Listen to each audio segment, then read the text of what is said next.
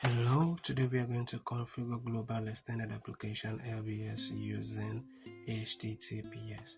Now for this particular lab, we have nothing to do, practically nothing to do. What we have to do is to ensure we keep this lab open for at least 5 minutes or more.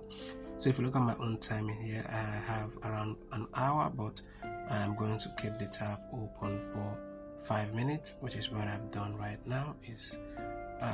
Looking at my timing, you notice that 5 minutes has gone out of the 1 hour I have.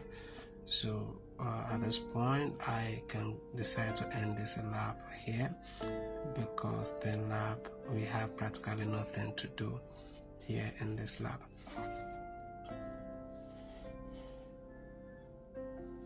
Okay, so I'll just scan through and then look at this environment, and it's saying currently in progress, and this lab is supposed to be an hour-long app. So let's go over here and end this tab. If you find this video helpful, you need further assistance with any Google lab, reach out to me. Alright, so thank you for watching, and I will see you in the next one.